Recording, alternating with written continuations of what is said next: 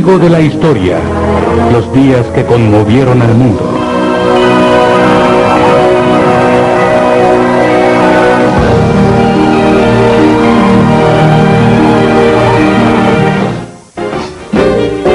Los 20 fueron una década de transición. Para mucha gente fue un momento de celebración. Las mujeres norteamericanas conquistaron el derecho al voto. Irlanda del Sur se volvió el estado libre de Irlanda. Charles Lindbergh fue el primer hombre en volar solo a través del océano Atlántico. También fue un momento de grandes turbulencias. Los fascistas de Mussolini marcharon en Roma. La bolsa de valores cayó violentamente e inició la Gran Depresión. Y uno de los peores terremotos de la historia sacudió a Japón. Pero el espíritu humano prevaleció al irse develando las nuevas invenciones. La penicilina, la televisión, la primer película sonora. El momento de aceleración en el siglo XX se encuentra en esta excitante década. Testigo de la historia, 1920-1929. Enero 16 de 1920, se prohíbe la venta de alcohol en Estados Unidos. 16 de enero de 1920. Estados Unidos dejó de beber alcohol. La prohibición o Acta Volstead fue firmada un día que tendría repercusiones a largo plazo. La cerveza, el vino y el alcohol fueron proscritos por la 18ª enmienda a la Constitución de los Estados Unidos. A pesar de que 25 estados ya tenían sus propias leyes, ahora había una ley para todo el país. Y en todas partes, los oficiales que hacían cumplir las leyes estaban tirando todo el alcohol que encontraban. La prohibición denominada el experimento noble fue la culminación de un movimiento nacional de moderación. Muchas personas pensaban que beber era una amenaza a la ley y el orden. La prohibición también fue vista como una forma de hacer énfasis en la virtud norteamericana en contraste con el vicio europeo. Pero no pasó demasiado tiempo antes de que la prohibición causara una variedad de efectos inesperados y desafortunados, incluyendo la división del país en lugar de unirlo. Los norteamericanos se dividieron en secos y mojados, los que apoyaban la ley y quienes no lo hacían. Una de las principales consecuencias de la prohibición fue el incremento del crimen. El ofrecer licor al público se volvió una empresa que dejaba muchos ingresos para el crimen organizado, y quienes antes respetaban las leyes se volvieron contrabandistas. Los lugares ilegales se llenaban todas las noches de gente que bebía y bailaba. El beber era más atractivo y glamoroso al volverse una actividad subterránea. De acuerdo al Consejo Federal de Iglesia, en los Estados Unidos el beber se incrementó después de la prohibición. Asimismo se incrementó el alcoholismo. En 1927 hubo más de 700 muertes por envenenamiento alcohólico en la ciudad de Nueva York, mientras que en 1920 solo fueron 84.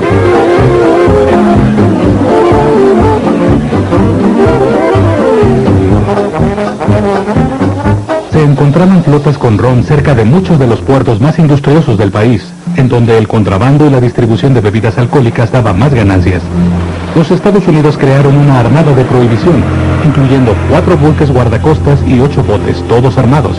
Las embarcaciones para el cumplimiento de la ley tenían órdenes de disparar directamente a los traficantes de ron.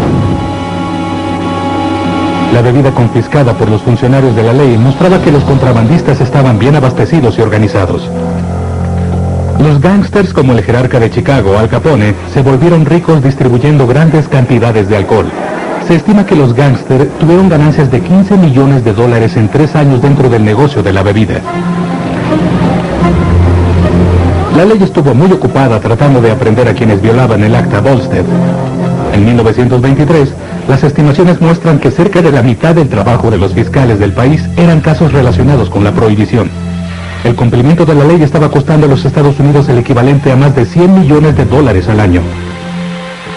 En 1926, una encuesta de un periódico mostró que los norteamericanos estaban en contra de la prohibición 5-1. La campaña de Franklin Roosevelt prometiendo abolir la prohibición le ayudó a llegar a la Casa Blanca. Finalmente, tras 13 largos años de prohibición, el Acta Volstead fue abolida el 5 de diciembre de 1933.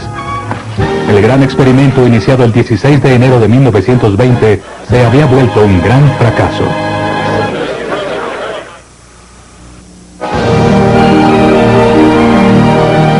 agosto 26 de 1920, las mujeres obtienen el derecho a votar. 26 de agosto de 1920, se logró un paso histórico hacia la igualdad de la mujer cuando el voto femenino se volvió legal. La 19ª enmienda de la Constitución de los Estados Unidos fue ratificada, otorgando a las mujeres el derecho al voto. La firma de esta proclamación daba fin a 81 años de lucha para las mujeres norteamericanas. La pugna por el derecho al voto inició en los Estados Unidos en la Convención de Seneca Falls en 1848. Después de la Guerra Civil, el movimiento ganó fuerza. Wyoming fue el primer estado en permitir el voto a la mujer en 1869. Con la ratificación de la 15ª enmienda en que se otorgaba el voto a los hombres de color, las sufragistas se dividieron en dos campos. Uno se oponía a la 15ª enmienda porque no incluía a las mujeres, otro a su favor, pues esperaba que condujera al voto de la mujer. En 1890, ambos grupos se unieron para formar la Asociación Norteamericana para el Voto de la Mujer. La perseverancia condujo a la victoria. El movimiento sufragista parangonaba la lucha por los derechos de la mujer en otras áreas. Las mujeres entraban a los mercados laborales a menudo realizando tareas que solo los hombres solían hacer y se la pasaban bien en público, utilizando ropas sorprendentes. Al salir de la represiva era victoriana, este fue un importante momento para la liberación de la mujer en los Estados Unidos y en todo el mundo.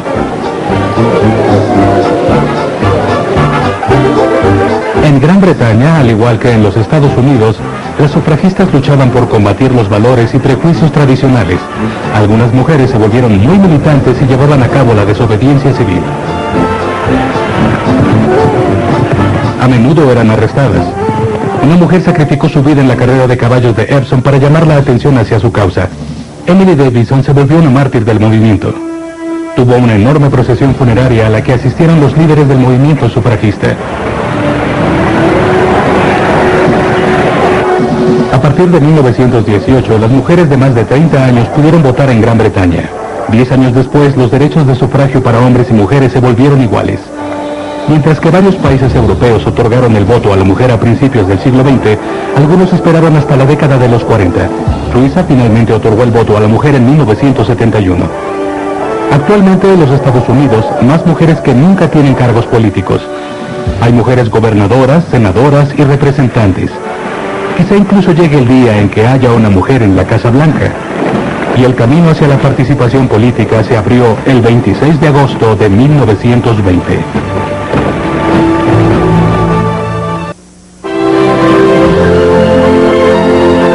Noviembre 2 de 1920. Nace la radio. 2 de noviembre de 1920. A las 8 de la noche en Pittsburgh, Pensilvania, la primera estación de radio comercial con licencia en los Estados Unidos, la KDKA, empezó la transmisión utilizando un transmisor de 100 watts.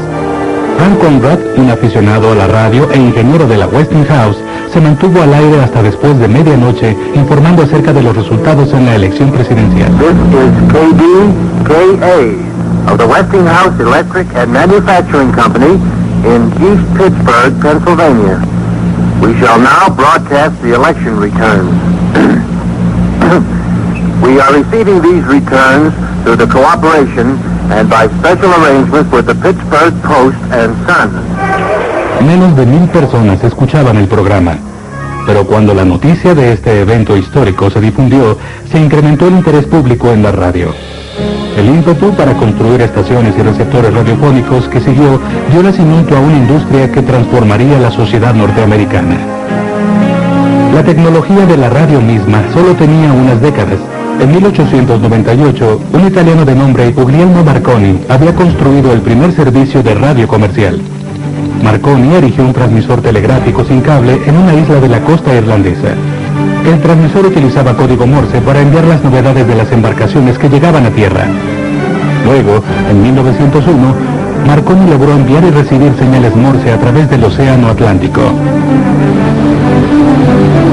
Otro cambio significativo tuvo lugar en 1906 en la costa de Massachusetts. Allí, transmitió el norteamericano Reginald Fessenden el primer programa de radio en el mundo. Fessenden envió voz y música a los sorprendidos operadores en los barcos y la costa de un área de 24 kilómetros. A pesar de que estos logros son muy impresionantes, Los programas de radio comercial no se desarrollaron para formar una industria sino hasta 14 años después, en parte debido a las limitaciones técnicas y la falta de fondos. Un impedimento para el crecimiento de la radio fue que las patentes de la tecnología básica estaban en manos de diferentes compañías. Este tema se resolvió en 1919 con la creación de la Radio Corporation of America, o RCA, que reunió todas las patentes de radio que estaban en varias grandes corporaciones. También en 1919, Frank Conrad, el aficionado radiofónico, empezó a transmitir desde su garage a las afueras de Pittsburgh. Cuando en 1920 una tienda local hizo una promoción para vender receptores de radio y se anunció en los programas de Conrad, los receptores volaron. La empresa en donde trabajaba Conrad, la Westinghouse, le ofreció construirle un transmisor y una estación, y así nació la estación de radio comercial, la KDKA. Pronto aparecieron varias estaciones más, desde la WJZ en Newark hasta la KYW en Chicago. Uno de los pioneros en la transmisión de radio fue David Sanford, quien en 1916 propuso la venta de los que denominó cajas musicales de radio, pero su propuesta fue ignorada. Posteriormente, Sarnoff se volvió el gerente general en la RCA y lanzó la WJY en Nueva York. El 2 de julio de 1921, Sarnoff transmitió a través de la WJY el encuentro de box entre Dempsey y Carpentier a una audiencia estimada en cientos de miles de escuchas. Pronto se inició la transmisión en red, en la que una estación ofreciera la programación a otras estaciones del país, así como los comerciales al aire. Las primeras estaciones de radio recibieron sus licencias para transmitir en una frecuencia de 833.3 kHz. Como resultado, las estaciones dentro de una misma región en ocasiones trataban de sobresalir utilizando señales de mayor poder. Finalmente el Congreso terminó con el caos al hacer un acta de radio en 1927 en que se creaba una Comisión Federal de Radio para asignar las frecuencias y regular la industria. El acta de radio también establecía que las estaciones no eran propietarias de las frecuencias por las que transmitían, pues las ondas pertenecían al pueblo. Los primeros programas de radio principalmente eran de música y también se incluía teatro, comedia o variedades. Con el paso del tiempo, la radio siguió creciendo a pasos agigantados. En 1930, 12 millones de hogares tenían radioreceptores. Hacia fines de esa década, 30 millones de hogares los tenían. Durante la década de los 30, los noticieros se volvieron una parte importante de la programación en radio. Washington. The United States Supreme Court today handed down its long-awaited decision on the... Los programas en vivo permitían que millones de personas escucharan los eventos principales en el momento en que tenían lugar. Eventos como el juicio por el rapto del bebé Lindbergh. Hello, everybody.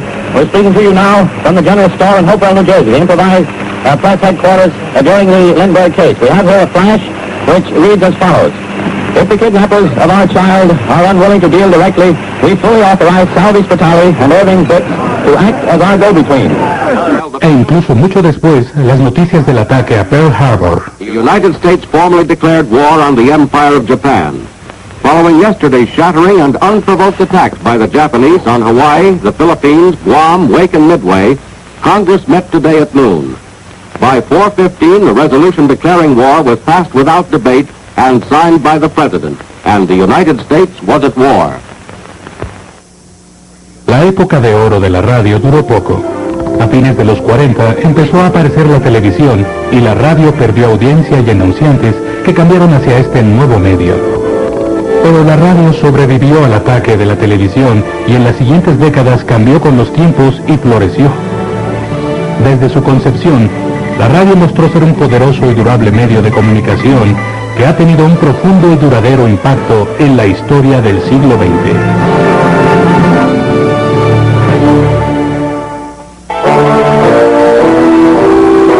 Diciembre 7 de 1921. Surge el Estado Libre de Irlanda. El 7 de diciembre de 1921, Irlanda del Sur se volvió el Estado Libre de Irlanda y se dio un paso hacia el fin de siglos de dominación británica. Irlanda había estado bajo el mandato británico por más de 800 años. Después de la Primera Guerra Mundial, el nacionalismo irlandés brotó y causó conflictos internos entre quienes querían seguir dentro de la Commonwealth y aquellos que querían la independencia. En 1920, Irlanda estaba dividida en dos territorios, 26 condados en Irlanda del Sur, que era principalmente católica y antibritánica, y 6 condados principalmente protestantes en Irlanda del Norte. Cada uno tenía su propio parlamento y administración. Con la firma del Tratado Anglo-Irlandés en 1921, el nuevo Estado Libre de Irlanda obtuvo su autonomía de gobierno dentro del Commonwealth. Las fuerzas británicas empezaron a retirarse. Los 6 condados del norte no fueron incluidos en el tratado, eligiendo quedar bajo el control de Inglaterra en lugar de ser conducidos por un gobierno nacionalista católico en Dublín. Según los términos del tratado, los funcionarios del nuevo Estado Libre de Irlanda aún debían lealtad a la corona británica y Gran Bretaña aún tendría derecho a bases militares en Irlanda durante períodos de guerra. Pero en este día histórico, las tropas británicas estaban empacando y embarcándose. El ala política que promovía el nacionalismo irlandés, llamada Sinn Féin, que significa nosotros solos, había ganado ese día. Los intentos británicos por aplastar el Sinn Féin habían terminado. Una nueva bandera se alzaba sobre Dublín. En sus barracas, el último oficial británico que salió recibió el saludo de los guardias del ejército republicano irlandés. El líder del Erie, Michael Collins, era un proponente del Sinn Féin y el nuevo tratado, y comandante y jefe del nuevo ejército. Los reclutas, incluyendo los soldados que habían luchado con los británicos en el pasado, firmaron entusiastas para servir bajo sus órdenes. Irónicamente, los primeros uniformes de este nuevo ejército irlandés se hicieron a partir del caqui británico teñido de verde, pero eso no redujo los ánimos de los nuevos soldados voluntarios. Mientras que la firma del tratado llevó a su fin siglos de conflicto entre Inglaterra e Irlanda, también provocó una división política dentro de Irlanda. Había quienes aún querían una Irlanda unida, como la señora McSweeney, que entró en huelga de hambre en la cárcel de Montjoy, en Dublín. Y también había una facción contra el tratado que deseaba una separación total de Inglaterra. Esta oposición conduciría a una guerra civil irlandesa de 1922 a 1923, que sería ganada por las fuerzas a favor del tratado. El 22 de agosto de 1922, Michael Collins, que tenía 31 años, fue asesinado en una emboscada. Había sido el objeto de varios ataques, y se especula que su muerte fue en represalia por el asesinato reciente de un oponente al tratado. Es recordado como el líder que fue instrumento clave en la creación del Estado Libre de Irlanda. Finalmente, en 1949, este estado tuvo la total autonomía cuando Gran Bretaña reconoció la independencia de la República de Irlanda. Mientras que los conflictos en Irlanda del Norte siguen hoy en día, Irlanda inició su viaje hacia la independencia con el Tratado del Estado Libre de Irlanda, firmado el 7 de diciembre de 1921.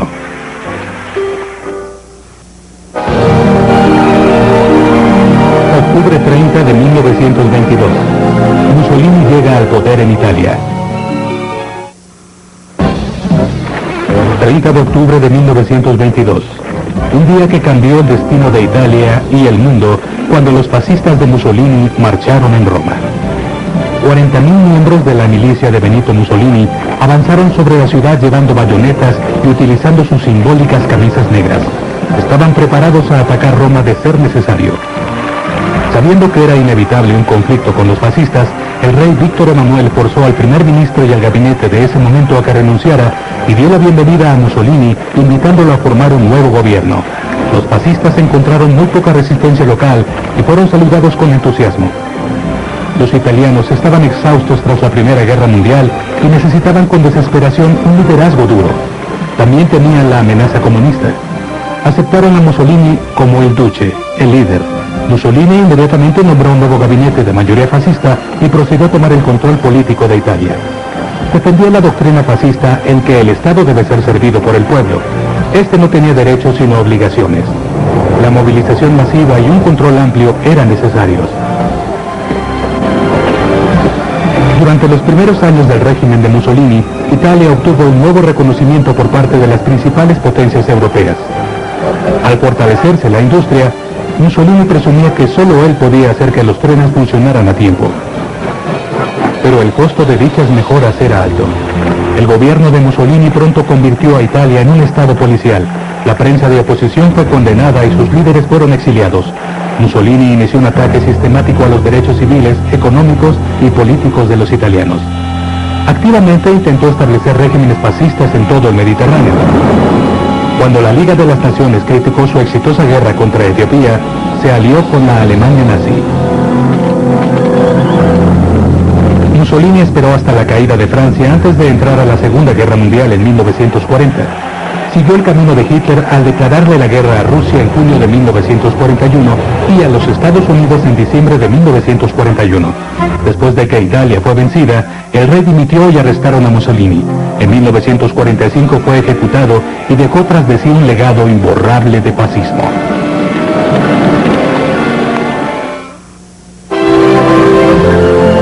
Septiembre 1 de 1923. Un terremoto mata a 300.000 en Japón. 1 de septiembre de 1923. Uno de los mayores temblores en la historia se sintió en Tokio, Yokohama y en cada ciudad en los 160 kilómetros circundantes. El epicentro del gran terremoto fue cerca del área más densamente poblada del Japón, que también era el centro del gobierno y los negocios del país. El movimiento, se estimó, tuvo una magnitud de 7.8. Más de 100.000 personas murieron. Cientos de miles más resultaron heridos. Más de 2 millones de personas quedaron sin hogares. Los hambrientos supervivientes fueron dejados a su ventura, pescando en lagunas y lagos o esperando en filas de 3 kilómetros de largo para recibir una ración diaria de un plato de arroz. Se especuló que se requerían 100.000 toneladas solo de arroz para alimentarlos. La falta de agua potable y alimentos también provocó un estallido de cólera en Yokohama. Se declaró la ley marcial en Tokio, en donde el terremoto tomó la vida de más de 60.000 personas. Muchos murieron debido a los incendios provocados por el sismo que salieron de control. Millones de dólares se perdieron en propiedades debido a la tragedia. En la historia, Japón ha sufrido muchos terremotos graves. De toda la energía anual liberada por los temblores en el mundo, se estima que el 10% se concentra en Japón y sus alrededores. Pero pocos desastres naturales han tenido un impacto tan devastador como el gran sismo del 1 de septiembre de 1923.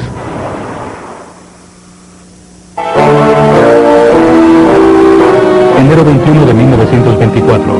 Muere Vladimir Lenin.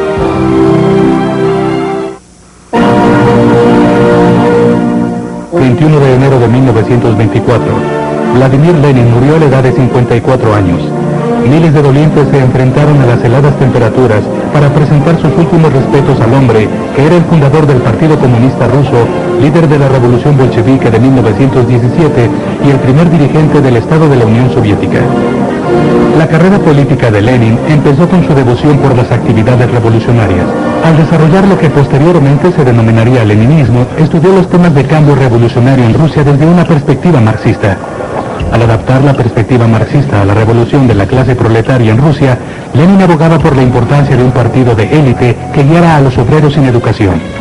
En 1903, Lenin organizó el ala bolchevique del Partido Laborista Socialdemócrata Ruso y condujo el partido bolchevique en esta forma elitista. Se volvió un político hábil y desempeñó un papel clave en el levantamiento fallido de 1905. En 1917, siguiendo la guía de Lenin, los bolcheviques se negaron a apoyar a Rusia en sus esfuerzos en la guerra. Lenin denunció que la Primera Guerra Mundial era una pelea entre las potencias imperialistas por el control del trabajo en el mundo no desarrollado. Él consideraba que la derrota de Rusia sería benéfica dado que debilitaría a la monarquía. Habiendo pasado los últimos años poniendo los cimientos, Lenin volvió del exilio y tuvo éxito al llevar a los bolcheviques al poder en 1917. Cuando la monarquía fue retirada, el zar Nicolás II fue exiliado y posteriormente ejecutado por los bolcheviques. El 7 de noviembre, el primer gobierno soviético fue formado con Lenin a la cabeza. Consolidó el poder bolchevique en el Partido Comunista Ruso. Estableció la policía secreta y reformó la economía según los principios marxistas. Lenin se enfrentó a la guerra civil, la hambruna, las epidemias y las protestas. Cuando se dio cuenta que la revolución rusa estaría en peligro sin un mayor apoyo de los campesinos, introdujo una nueva política económica que ofreció a estos un mayor control sobre la tierra y sus bienes. El 25 de mayo de 1922, Lenin sufrió un ataque cardíaco y después de un largo periodo de enfermedad murió. Fue sucedido por Joseph Stalin. La ciudad capital de San Petersburgo fue nombrada Leningrado en honor a Lenin. Su mausoleo en la Plaza Roja se volvió la reliquia más conocida del mundo comunista. El leninismo siguió siendo un componente significativo del pensamiento comunista, aunque en los 80 apareció un nuevo espíritu de cuestionamiento a las doctrinas de Lenin. Cuando la Unión Soviética empezó a derrumbarse y el comunismo dio paso a nuevas formas de gobierno, las estatuas de Lenin también fueron demolidas. La era había terminado. Incluso el nombre de Leningrado volvió a ser San Petersburgo.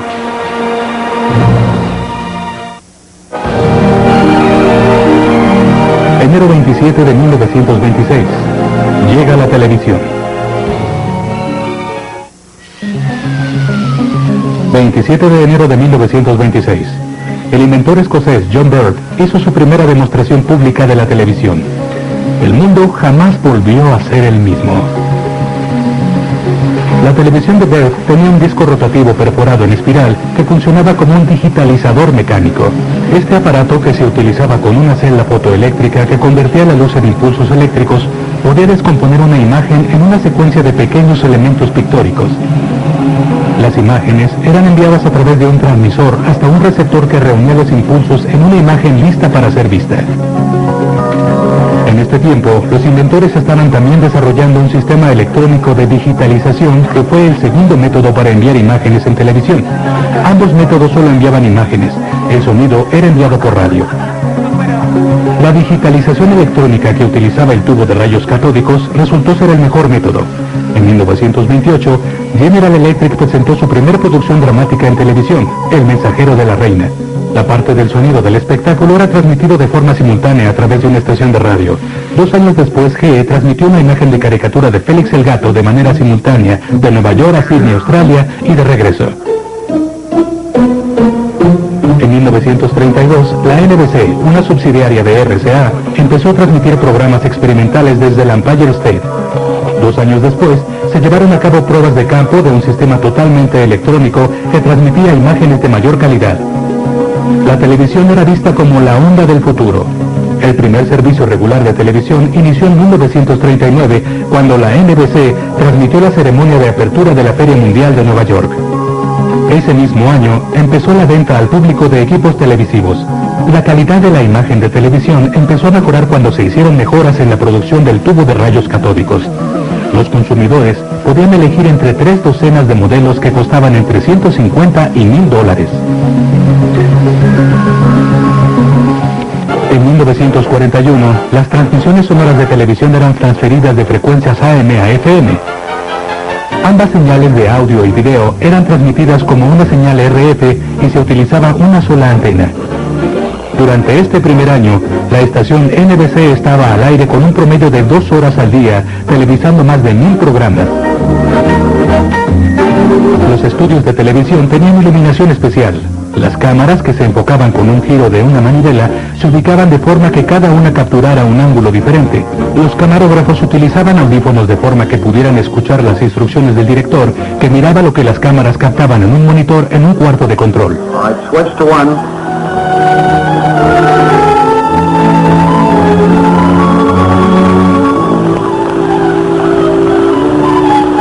Now roll into a close-up of the string section.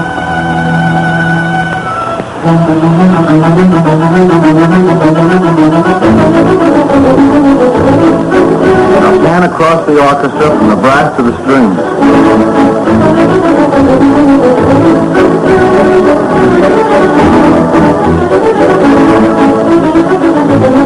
Back to your original position and pan over to include the conductor.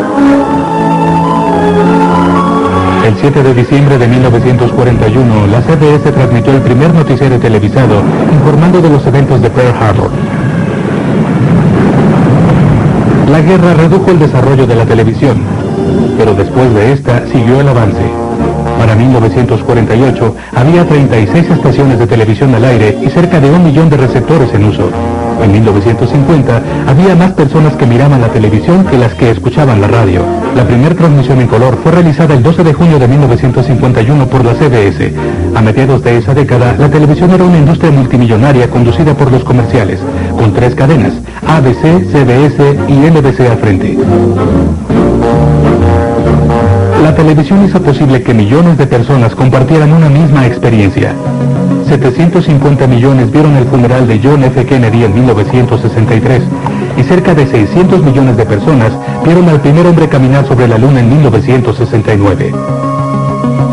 El impacto que la televisión ha tenido en el mundo es inmensurable y profunda.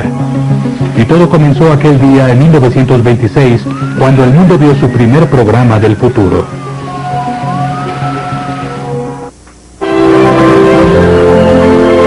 Marzo 16 de 1926, se lanza el primer cohete de combustible líquido. 16 de marzo de 1926, Robert Hutchins Goddard lanza el primer cohete con propulsor líquido. Una mezcla de combustible de oxígeno y gasolina levantó el cohete 12 metros en 2.5 segundos. Aunque pudiera parecer un vuelo modesto, era de hecho un evento portentoso. Ese lanzamiento anunciaba el nacimiento de los cohetes modernos. Pocas invenciones en la historia han servido a dos propósitos tan diversos como los cohetes. El hombre desarrolló los cohetes para la exploración y el exterminio.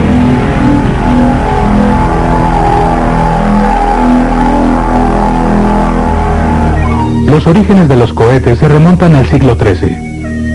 Los chinos hacían cohetes utilizando una forma primitiva de pólvora.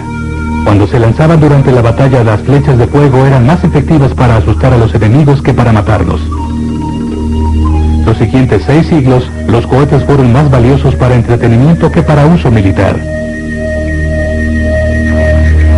Pero un hombre vio el potencial de un juguete infantil. El científico ruso Konstantin Tsiolkovsky teorizó acerca de los vuelos espaciales a fines de 1800. Él previó cohetes de múltiples etapas que utilizaban un propulsor líquido para una mayor eficiencia al salir de la gravedad de la Tierra y visitar otros cuerpos celestes en el sistema solar. Sus conceptos eran visionarios, pero nunca lanzó un cohete de propulsión líquido. Él dejó esa tarea a Robert Goddard. El paso de las teorías sobre cohetes a la realidad resultó ser extremadamente difícil. Poder hacer despegar un cohete del piso aún tomaría otro cuarto de siglo. En un principio, Robert Goddard experimentó con combustibles. Los relatos de ciencia ficción de Julio Verne inspiraron al joven Goddard en su sueño de los vuelos espaciales. Para 1914, había recibido 2 patentes norteamericanas, una por el cohete de combustible líquido y otro por el cohete de etapas múltiples. Después de su histórico lanzamiento del primer cohete de propulsión líquida en 1926, Goddard siguió perfeccionando su diseño. Sus cohetes se volvieron más grandes y sofisticados. Les agregó giroscopios para que fueran estables e incorporó la primera carga de instrumentos para hacer un registro de la temperatura y la presión. En ciertos momentos, las pruebas de los cohetes fueron una empresa peligrosa. Varios incendios causados por cohetes descarriados hicieron que Goddard buscara un área de lanzamiento más adecuada, un espacio abierto y pocos vecinos. Con apoyo del filantrópico Daniel Guggenheim, Goddard se mudó a un espacio de prueba cerca de Roswell, Nuevo México. Los cohetes de Goddard pronto volaron más alto y rápido que nada antes conocido por el mundo. Eventualmente recibió 200 patentes de cohetes, pero en los años previos a la Segunda Guerra Mundial, el gobierno norteamericano no podía prever el potencial del trabajo de Goddard. En cambio, del otro lado del mar, los militares alemanes mostraban mucho interés. El ejército alemán se dio cuenta de que los cohetes no entraban en lo establecido dentro del Tratado de Versalles, que restringía el número de aviones y piezas de artillería que Alemania podía construir después de la Primera Guerra Mundial. Era un resquicio que el ejército alemán estaba ansioso por explotar. Cuando Hitler llegó al poder en 1933, el ejército estableció un grupo de científicos que desarrollara el cohete para ser utilizado como arma. Los científicos alemanes, conducidos por un brillante joven llamado Werner von Braun, trabajaron para perfeccionar esta creación durante la siguiente década. En septiembre de 1939, Hitler invadió Polonia, detonando la Segunda Guerra Mundial. Habiendo desechado la autoridad del Tratado de Versalles años antes, Hitler había construido un ejército de hombres, máquinas y municiones. Los científicos alemanes trabajaron en el cohete V2, en un lugar secreto en Peenemünde, en la costa del Báltico. El V2 medía 14 metros de longitud y pesaba 27.000 libras. El V2, que podía alcanzar velocidades de 6.300 kilómetros por hora, podía cargar un explosivo de 814 kilos hasta un objetivo a 900 kilómetros de distancia. Hitler nombró al cohete el arma de la venganza Obergurtenswaffe. El nombre se acortaría al arma B y posteriormente a B2. En 1944, Alemania estaba lista para soltar su arma de la venganza contra el mundo. Hitler esperaba que estas armas terroríficas cambiaran el movimiento de la guerra y le dieran la victoria a Alemania. Los B-2 atacaron objetivos en Inglaterra y Bélgica sin aviso. Eventualmente, Alemania lanzó más de 2.700 B-2, causando terror y devastación. Pero para Hitler era un poco tarde. La guerra se perdió. Al final de la guerra, Wernher von Braun y un ciento de científicos se rindieron ante los norteamericanos. Cuando le preguntaron a uno de ellos cómo habían diseñado el B-2, este contestó: ¿por qué no le preguntan a su propio Robert Goddard? Pero eso no era posible. El pionero de los cohetes, Robert H. Goddard, murió el 10 de agosto de 1945. Wernher von Braun pronto empezó a trabajar para el ejército norteamericano desarrollando misiles. En los 60, tanto Estados Unidos como la Unión Soviética tenían una gran cantidad de misiles intercontinentales. Al tener una cabeza nuclear en la punta, estas armas mortales eran capaces de destruir objetivos a miles de kilómetros de distancia. En 1960, von Braun empezó a trabajar con la recientemente creada National Aeronautics and Space Agency, NASA. El año siguiente, el presidente John F. Kennedy retó a los Estados Unidos a llevar a un hombre a la Luna. We choose to go to the moon in this decade and do the other thing, not because they are easy, but because they are hard. 17 de julio de 1969. Un cohete Saturno V elevó a 3 astronautas al cielo hacia la Luna. Poco después, Neil Armstrong dio un gran paso para la humanidad. Los cohetes finalmente habían demostrado el gran potencial que Robert Goddard había previsto para ellos a principios de los 20.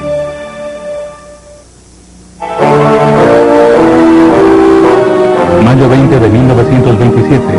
Lindbergh vuela solo a través del Atlántico. 20 de mayo de 1927. Un día que capturó las esperanzas e imaginación del mundo. Charles Lindbergh se volvió el primer hombre en volar solo a través del Océano Atlántico. Justo antes del amanecer, Lindbergh, que contaba con 25 años de edad, se preparaba para volar en su avión de modelo Ryan NGP, el Espíritu de San Luis. Estaba listo para el despegue desde el campo Roosevelt en Nueva York y comenzar su vuelo sin escalas de 6.500 kilómetros a través del Atlántico. El Espíritu de San Luis, con 1.707 litros de gasolina, se esforzó por despegar. El avión era un modelo convencional de alas altas, prácticamente sin ningún equipo, incluyendo radio y paracaídas, para hacer espacio para el combustible. La clave en el éxito de Lindbergh y el futuro de la aviación norteamericana era el motor del avión, un nuevo torbellino J5C, fue arreglado con válvulas enfriadas por sodio y era el primero en una serie de motores radiales muy exitosos. Su velocidad promedio solo era de 190 kilómetros por hora, y a veces Lindbergh se acercaba a 3 metros sobre las olas del mar. Pero al ir utilizando el combustible y haciendo más ligero al avión, el Espíritu de San Luis llegaba hasta los 3.000 metros de altura.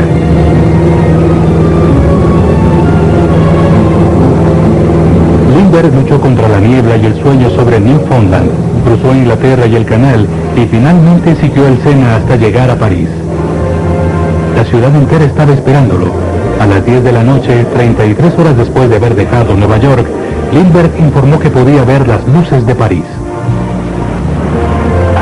Cientos de miles salieron a recibirlo en el aeropuerto de Le Bourget. Lindbergh dijo: aprecié la recepción que me había sido preparada y traté de acercarme al frente de los hangares. Pero cuando mi avión tocó el suelo, un mar humano me rodeó.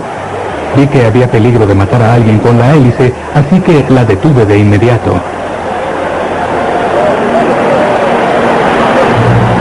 Lindbergh ganó el premio de $25,000 por su vuelo sin escalas, fue llamado héroe en todo el mundo y fue honrado con desfiles y reconocimientos. Lindbergh amó la aviación desde la infancia. Dejó la Universidad de Wisconsin para asistir a la escuela de vuelo. Fue aprendiz de un aviador de exhibiciones hasta que compró su propio avión en 1923 y empezó a volar solo. El año siguiente se graduó en la Escuela de Aviación del Ejército Norteamericano en Texas y se le comisionó como segundo lugarteniente en la Reserva de la Fuerza Aérea. Dejó su trabajo como piloto de una línea de correo aéreo para intentar el primer vuelo sin escalas de Nueva York a París. Con su éxito, Lindbergh hizo mucho para promover la aviación. Pidió la creación de grandes aeropuertos e hizo énfasis en la importancia de los aviones durante la guerra. Y la gente lo escuchó. Los viajes en avión aumentaron su popularidad. El hecho histórico de Lindbergh había incendiado la imaginación del público acerca de volar. Y el 20 de mayo de 1927 se podrían haber imaginado que 42 años después el hombre volaría 428.400 kilómetros para caminar en la luna. Octubre 6 de 1927, la primera película sonora.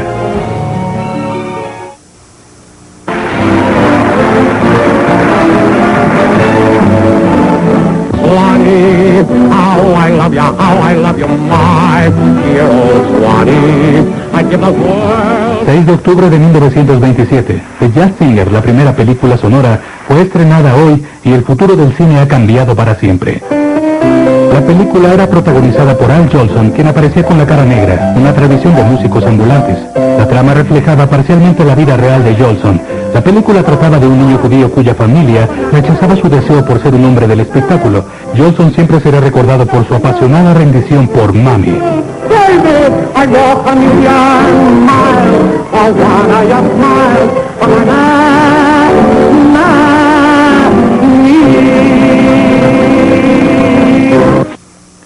A pesar de que las películas mudas habían utilizado música en vivo y efectos sonoros, el público se sorprendió al escuchar el diálogo real. La primera película sonora inglesa fue Blackmail. I shall have quite a lot to say, and the first thing I shall say is that she was there too. Aquí el director Alfred Hitchcock hace su tradicional aparición de camafeo. Aunque la mayor parte de la industria cinematográfica adoptó la nueva tecnología, no todos estaban convencidos. En 1928, Joseph Schenck, presidente de United Artists, dijo que las películas sonoras eran una moda. Aseguró que no duraría el gusto de la gente por las películas sonoras. Desde luego se demostraría que se equivocaba. Pero hay estrellas del cine mudo que no tuvieron una transición exitosa al cine hablado. La más notoria quizás sería Charles Chaplin. Él consideraba que su popular personaje, el vagabundo, solo sería efectivo en pantomima. Pero sobre todo, la industria cinematográfica vio los beneficios de hacer cine sonoro. La Fox Film Corporation anunció en 1929 que haría exclusivamente musicales. Las películas sonoras ayudaron a crecer a la industria cinematográfica. En 1929-30 se produjeron 30 largometrajes y 52 cortometrajes, todos ellos hablados. Good morning, sir. Good morning, madam. And it is a good morning, with the birds singing in the air, heavy with the fragrance of 100 species of rampant flora. Oh, it's good to be alive, sir. Vibrant, tingling, full of animal spirits. Shut up! De 1920 a 1929, la asistencia al cine se incrementó de 80 millones a 110 millones de personas que iban al cine cada semana. Durante los 20 y 30, los estudios cinematográficos producían, distribuían y exhibían sus películas, pero debido a la ley contra los monopolios de 1948, las principales compañías acordaron dejar a un lado un área. Eligieron la exhibición, debido a que la creciente popularidad de la televisión estaba empezando a hacer que los cines fueran cerrados. Pero el cine siempre sería una parte crucial de la cultura, reflejando desde eventos sociales importantes hasta viajes personales.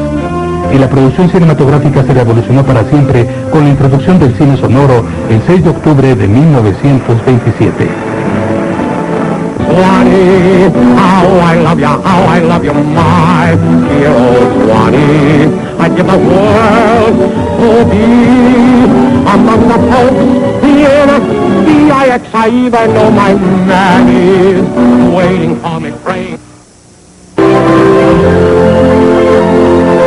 Septiembre 15 de 1927. 1928, se descubre la penicilina. 15 de septiembre de 1928. En este lugar, Alexander Fleming hizo un descubrimiento que ha salvado incontables vidas: la penicilina. Fleming era un bacteriólogo que trabajaba en la Facultad de Medicina de la Universidad de Londres. Descubrió una sustancia que mataba bacterias al dejar una placa de estafilococos descubierta en su laboratorio durante varios días. Notó que las bacterias murieron en donde había caído un moho transportado por el aire. Identificó ese moho como penicillium y llamó a su producto antibacterial penicilina. Fleming entonces descubrió que la penicilina no era tóxica y que inhibía el crecimiento de muchas bacterias dañinas. La penicilina funciona interfiriendo con el crecimiento de la pared celular de las bacterias. La célula debilitada eventualmente explota, matando a la bacteria. Aunque la penicilina fue descubierta en 1928, no fue sino hasta 12 años después que Howard Florey y Ernst Chain, investigadores de la Universidad de Oxford, llevaron a cabo una prueba clínica. En 1946 la penicilina era de uso general. Verdaderamente ha sido un medicamento milagroso. Es notablemente no tóxico para las células normales del cuerpo. Aún así, es activa contra muchas de las bacterias más dañinas, incluyendo las que causan la sífilis y la neumonía. Alexander Fleming compartió el Premio Nobel en Fisiología o Medicina en 1945 con los otros dos científicos por el descubrimiento de la penicilina. Un amplio rango de antibióticos de la familia de la penicilina se ha desarrollado a partir de entonces. Muchísima gente ha sido curada o salvada gracias al descubrimiento que Fleming hizo el 15 de septiembre de 1928.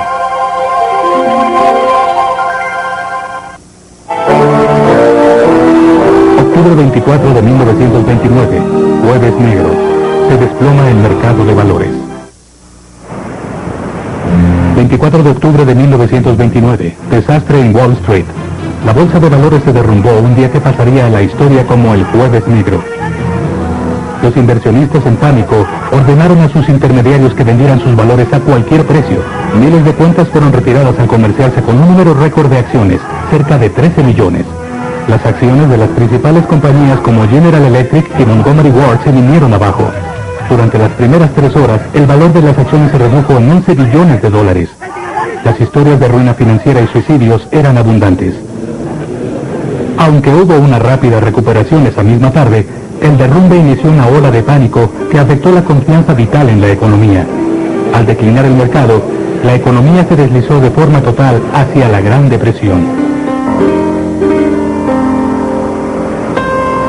En 3 años, entre 12 y 15 millones de norteamericanos, cerca de una cuarta parte de la fuerza laboral, estaba sin empleo. Y la productividad de las empresas llegó a su nivel inferior.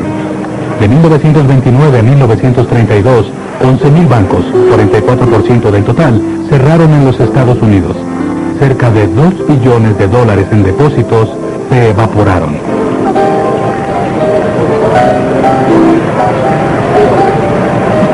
Hubo varias teorías acerca de lo que causó la espiral descendente de la bolsa de valores y la economía. El mercado a la alza había sido fuerte en 1928, pero los precios habían subido mucho. El mercado estaba desconectado de la realidad económica cuando la actividad empresarial se redujo y las ganancias bajaron. Aunque la Reserva Federal trató de controlar las tasas de interés, los bancos comerciales y las corporaciones aún estaban dando préstamos para la especulación. Cuando las naciones se fueron recuperando de la Primera Guerra Mundial, miles de inversionistas extranjeros habían rematado sus intereses y empezaban a invertir en sus propios países. Y luego estaba el factor psicológico, intangible aunque muy real. Los economistas prediciendo el desastre y el pánico contagioso de los inversionistas del Jueves Negro que dijeron que se vendiera a cualquier precio. De hecho, terminó siendo un precio muy alto. La economía del país pronto seguiría a la bolsa de valores hacia abajo en la espiral hasta la depresión que duraría hasta fines de los 30.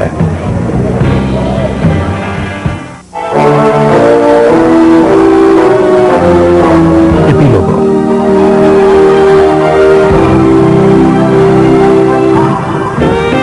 Los 20 fueron tiempo de innovación, corrupción y crecimiento económico. Los gángsters gobernaban las calles durante la prohibición, pero eran buenos tiempos y las empresas crecían. Desafortunadamente, esa prosperidad duró poco. El desplome de la bolsa de valores en 1929 llevó a los Estados Unidos y a gran parte del mundo a la Gran Depresión. En los 30, los imperios empresariales se derrumbarían y quienes alguna vez fueron gente próspera estaría esperando comida haciendo fila. La creciente insatisfacción con el gobierno llevaría a los partidos fascistas al poder en Europa y el conflicto internacional amenazaría al planeta.